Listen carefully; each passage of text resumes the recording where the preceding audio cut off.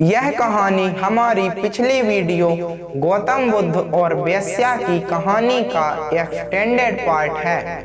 उस कहानी में हमने आम्रपाली नाम की एक वेश्या महिला की कहानी को देखा था, जिसमें हमने यह जाना था कि कैसे वैशाली नगर की नगरवधू आम्रपाली एक भिक्षु की ओर आकर्षित हो जाती है और उसे 4 महीने के लिए अपने महल में रहने के लिए आमंत्रित करती है और वह बौद्ध भिक्षु भी बुद्ध की अनुमति लेकर 4 महीने एक वेश्या के घर में रुकता है।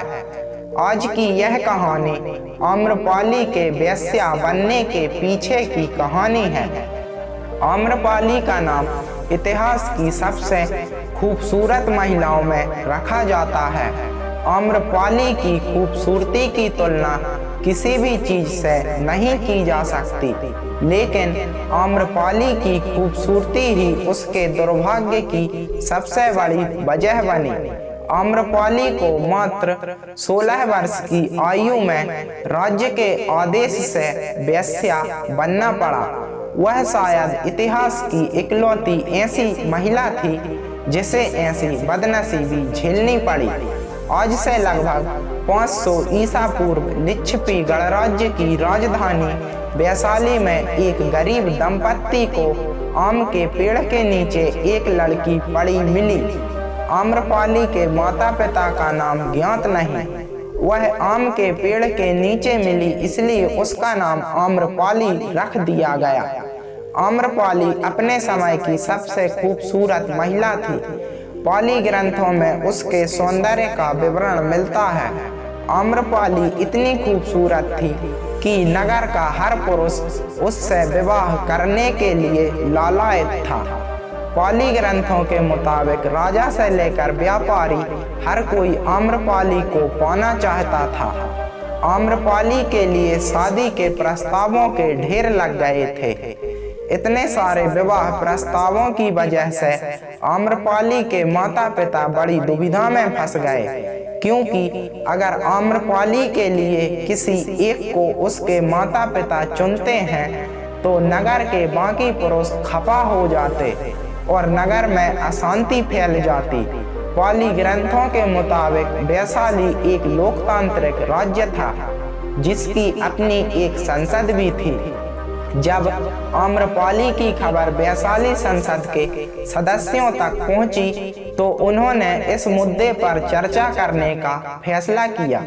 उन्होंने यह तय किया कि वैशाली राज्य की एकता और शांति के लिए सभी की खुशी जरूरी है, इसलिए आम्रपाली को नगरवधू बना दिया गया। यानी आम्रपाली अब पूरे नगर की दुल्हन बन गई।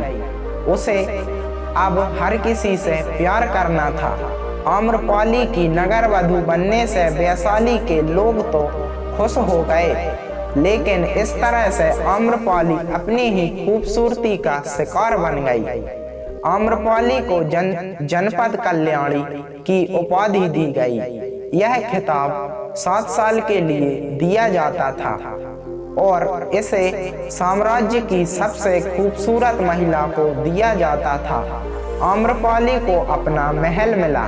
उसे शारीरिक संबंध बनाने के लिए अपना पार्टनर चुनने का अधिकार भी मिला।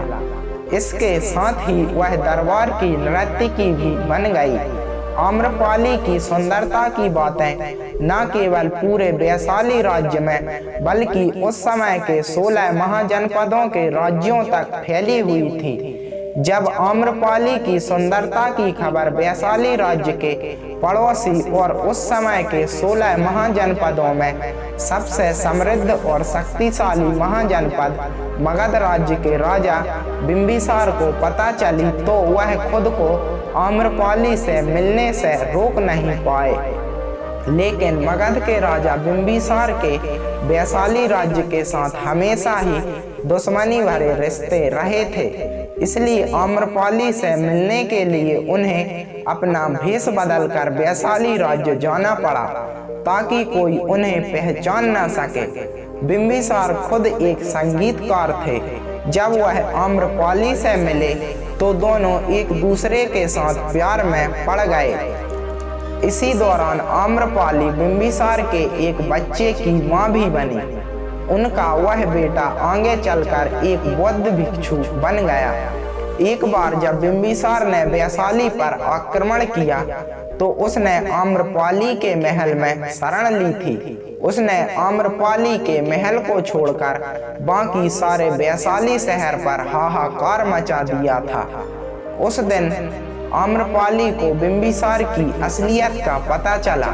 आम्रपाली ने बिंबिसार से युद्ध रोकने को कहा और बिंबिसार ने आम्रपाली की बात मान ली और युद्ध रोक दिया। बिंबिसार ने आम्रपाली को मगध की रानी बनने का प्रस्ताव भी दिया, लेकिन आम्रपाली ने इस प्रस्ताव को अस्वीकार कर दिया क्योंकि वैशाली और मगध राज्य आपस में शत्रु थे। अगर आम्रपाली बिंबिसार के प्रस्ताव को स्वीकार करती तो शायद भयंकर युद्ध छिड़ जाता और हजारों लोग मारे जाते।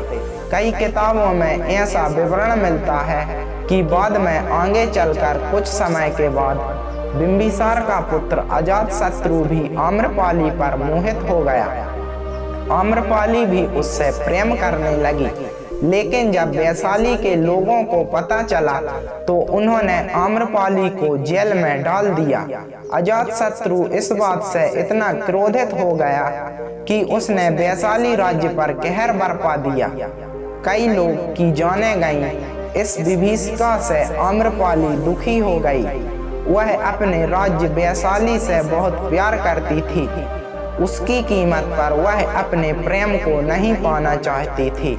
इसके बाद आम्रपाली ने अजातशत्रु से सभी रिश्ते खत्म कर दिए। जहां बड़े बड़े व्यापारी राजकुमार आम्रपाली पर मोहित हो गए थे, वहीं आम्रपाली एक बौद्ध भिक्षु पर मोहित हो गई।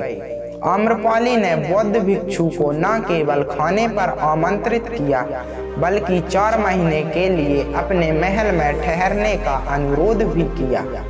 बौद्ध भिक्षु ने उत्तर दिया कि वह बुद्ध की आज्ञा के बाद ही ऐसा कर सकता है। हैरानी की बात यह थी कि जब उस भिक्षु ने बुद्ध की आम्रपाली के महल में 4 महीने रहने की अनुमति मांगी तो बुद्ध ने सहज भाव से उसे अनुमति दे दी। आम्रपाली के बचपन से लेकर वेश्या बनने तक की कहानी यहीं समाप्त होती है। इसके बाद आम्रपाली एक बौद्ध भिक्षुणी बनी। वो भी एक रोचक कहानी है। अब अगर आपको इससे आगे की कहानी जानने की जिज्ञासा है तो आप हमारी पिछली वीडियो गौतम बुद्ध और वेश्या की कहानी का वीडियो देख सकते हैं। इस वीडियो का लिंक ऊपर आई बटन और पिन कमेंट में मिल जाएगा। आप किसी भी लिंक पर क्लिक करके उस वीडियो तक पहुंच सकते हैं।